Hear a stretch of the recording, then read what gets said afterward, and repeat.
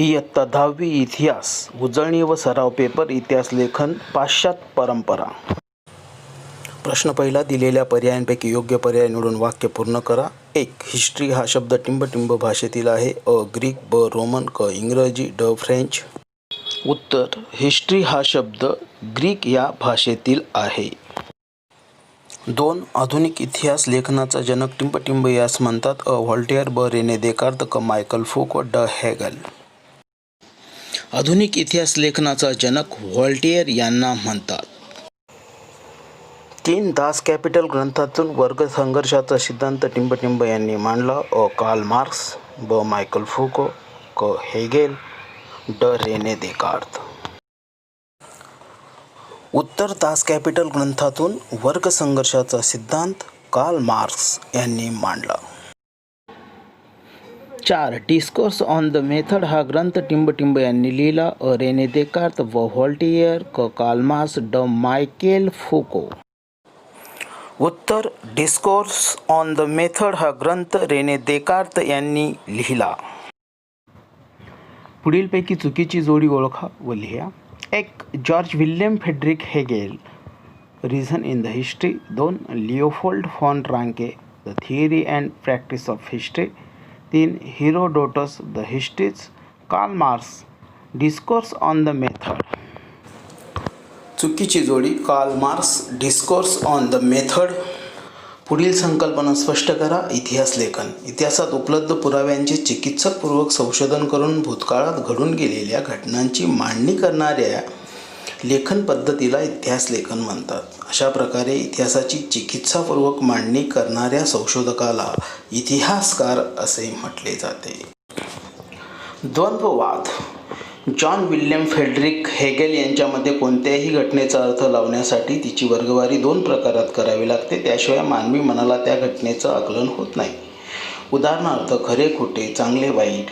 या पद्धतीत असे म्हटले जाते. या पद्धतीला प्रथम एक सिद्धांत मांडला जातो, त्यानंतर त्या सिद्धांताला छेद देणारा प्रतिसिद्धांत मांडला जातो. त्या दोन्ही सिद्धांतांच्या तर्काधिष्ठित उहापोहानंतर दोघांचे सार ज्यात सामावले आहे अशा सिद्धांताची समन्वयात्मक मांडणी केली जाते. यालाच द्वंद्ववाद असे म्हणतात.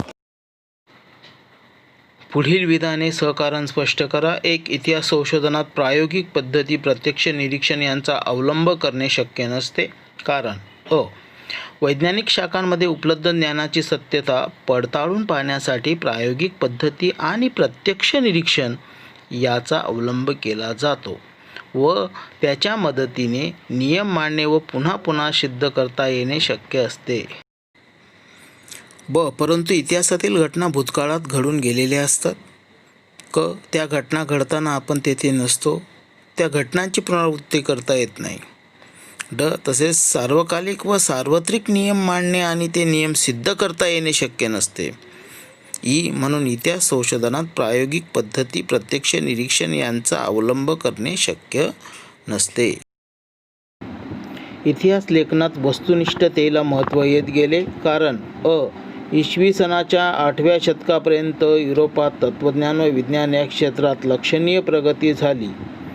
ब. वैज्ञानिक पद्धतीच्या मदतीने सामाजिक आणि ऐतिहासिक वस्तू यांचा अभ्यास करता येणे शक्य आहे असा विश्वास विचारवंतांना वाटू लागला. क. पुढील काळात युरोप, अमेरिकेत इतिहास व इतिहास लेखनाविषयी विचारमंथन झाले व वस्तुनिष्ठतेला महत्त्व येत गेले. पुढील प्रश्नांची 25 ते 30 शब्दात उत्तरे लिहा. अ. रेने देकार्त यांनी इतिहास लेखनात कोणत्या मताचा आग्रह धरला? अ.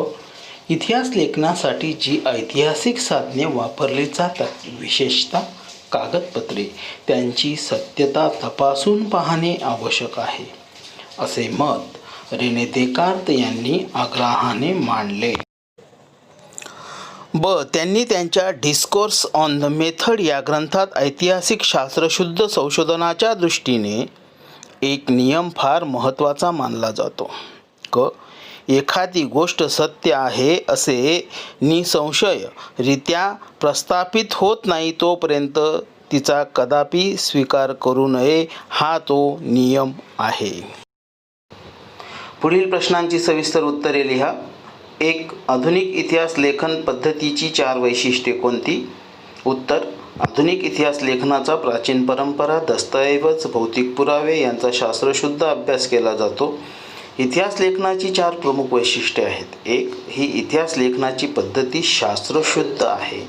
तिची सुरुवात योग्य प्रश्नांची मांडणी करण्यापासून होते.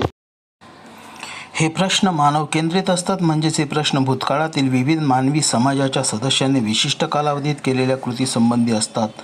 इतिहासात त्या कृतींचा संबंध दैवी घटना किंवा देवदेवतांच्या कथा कहाण्यांशी जोडण्याचा प्रयत्न केला जात नाही.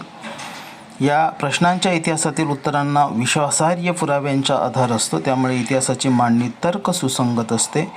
मानवजातीने भूतकाळात केलेल्या कृतींच्या आधारे मानवजातीच्या वाटचालीचा वेध इतिहासात घेतला जातो. कार्ल मार्क्स यांचा वर्ग सिद्धांत स्पष्ट करा. उत्तर: कार्ल मार्क्स या विचारवंताच्या मते इतिहास अमूर्त कल्पना नसून जिवंत माणसांचा असतो. माणसामाणसामधील नातेसंबंध, त्याच्या मूलभूत गरजा भागविण्यासाठी उपलब्ध असलेल्या उत्पादन साधनांच्या स्वरूपावर व मालकीवर अवलंबून असतात.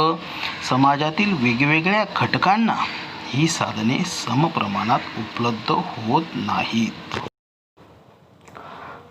त्यातून समाजाची वर्गावर आधारित विषम विभागणी होऊन वर्ग संघर्ष निर्माण होतो. मानवी इतिहास अशा वर्ग संघर्षाचा इतिहास असून ज्या वर्गाच्या ताब्यात उत्पादन साधनांवरील मालकी असते तो वर्ग इतर वर्गांचे आर्थिक शोषण करतो. त्यांच्या दास कॅपिटल या ग्रंथातून कार्ल मार्क्स यांनी वर्ग सिद्धांत मांडला. मुलांनो, सराव प्रश्नपत्रिका सोडविण्यासाठी आपण हा व्हिडिओ थांबवू शकता, स्टॉप किंवा स्क्रीनशॉट घेऊन ही सराव प्रश्नपत्रिका सोडवा आणि अशाच प्रकारच्या सरावासाठी आजच आमचे चॅनल सबस्क्राईब करा. धन्यवाद.